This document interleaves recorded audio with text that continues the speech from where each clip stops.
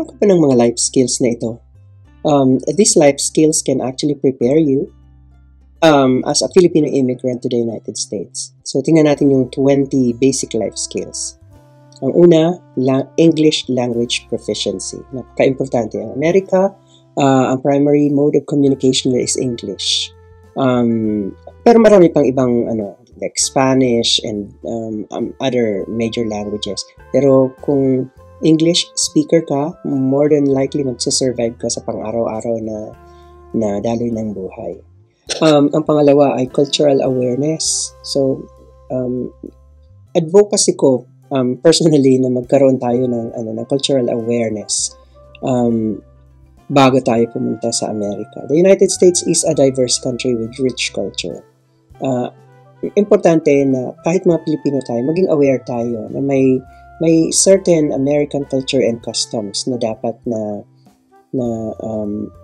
irespeto para ma-avoid natin yung misunderstandings at maging smooth ang transition natin sa bagong buhay. Number 3, financial literacy. Ayun, ang mga Filipino immigrants, kailangan nila ng financial literacy system para ma-manage nila yung pera nila effectively. Kasi kahit na nag-earn ka na in dollars, dumarating pa rin sa puntong nagiging kulang sa'yo yung sweldo mo. It could be possible due to impulsive buying attitude, di ba?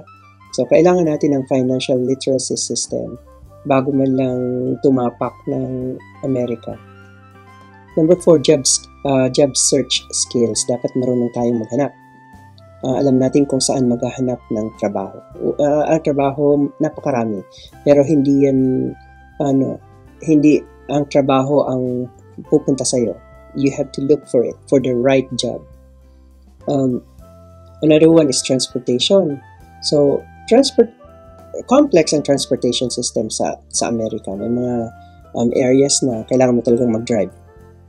Mapipilitan ka talagang mag-drive. So, wag mong sabihin na, hindi ako mag-aaral ng driving, takot ako. Hindi. Darating sa punto na wala kang ibang choice kundi mag-drive ng sarili mong sasakyan. But if you are in certain urban areas, for example, New York City, sa San Francisco, sa Los Angeles, may access ka sa public transportation. Another one is healthcare. Ayun. The United States has a privatized healthcare system. So, kung narinig nyo na ang mga kababayan nating nasa Canada o nasa United Kingdom, libre sa kanila ang healthcare system. Pero sa Amerika, hindi. Kailangan mo ng, because ang healthcare system is privatized. So, kailangan nating maintindihan na kailangan ko pala ng trabaho para magkaroon ako ng healthcare. May karamay ako sa pagbayad, di ba? Number 7 is housing. So, the cost of housing in the United States can be high. Filipino immigrants need to learn how to find affordable housing and how to budget for their housing costs. Whether you are choosing to rent an apartment or finally buying a home, may mga kailangan kang aralin. Number 8 is food. Food in the United States is different from food in the Philippines. Kailangang maaral natin ang American food and kung paano ipiprepare ito. Kasi hindi sa lahat ng pagkakataon available yung mga commonly kinakain natin. And you will realize sooner or later na ang mahal pala. Bakit mahal ang bigas? Bakit mahal ang sardinas, ang noodles? Kasi imported na sila. Diba? So marami na silang pinagdaanan. Number 9, shopping. The shopping culture in the United States is different from shopping culture in the Philippines. Filipino immigrants need to learn about American shopping habits and how to save money when they shop.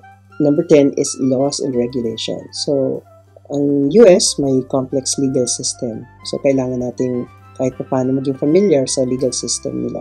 Kapag nagde-drive ako ng sasakyan, ano ang mga kailangan kong sundin, ano ang bawal. Kapag nasa public places ako, kapag nasa loob ako ng workplace, and so on and so forth. Another is immigration laws. So, Filipino immigrants need to understand the immigration laws of the United States so they can avoid violating them. So, ang unang-una dyan basically is do not commit any criminal offense, lalo na kung hindi ka pa naturalized citizen. Kasi, maapektuhan nyo ng application mo. Another is voting rights. Filipino immigrants who are citizens of the United States have the right to vote. Pero yung mga hindi pa citizen, medyo hindi pa sila allowed to participate in that right to suffrage. Number 13, civic engagement. So, mga Filipino immigrants can participate in civic life in the United States by volunteering and by contacting their elected officials. Usually, ang pagbo-volunteer, given yan sa Amerika. Maraming mga volunteer opportunities na pwede mong pasukan. Number 14 is cultural integration. Filipino immigrants can integrate into American culture by learning about the history and culture of the United States. Ibang-iba rin kasi ang kultura, ang pinagdaanan nila sa pinagdaanan natin. Kaya marapat din na aralin natin ang kanilang history. Another one is racial and ethnic diversity. So, ang United States, kagaya ng nasabi ko na kanina, is a very diverse country, and we might experience or encounter people from all walks of life. Kaya, kailangan din natin maging respectful in a way. Another is challenges of immigration. So, ang immigration can be a challenging experience. Filipino immigrants need to be prepared for challenges they may face, such as language barriers, cultural differences, and discrimination. So, given na yun, because we are in a different, more diverse country. Number 17, support system. So, Filipino immigrants can benefit from having a support system. Masarap ang buhay kung meron kang pamilya. Kung walang pamilya, at least meron kang friends o may mga community organizations ka na kinabibilangan. Number 18, resilience. Basic life skill ang resilience. Pagiging pasensyoso. Filipino immigrants need to be resilient in order to succeed in the United States.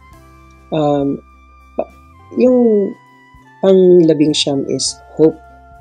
Filipino immigrants should never give up hope. They should believe in themselves and their ability to succeed in the United States. And finally, optimism. So, maging positive lang tayo. Sabi nga niyan, positive vibes lang lagi, di ba? Filipino immigrants should be optimistic about their future in the United States. They should believe that they can achieve their goal and build a better life for themselves and their families. So, ito yung mga basic life skills.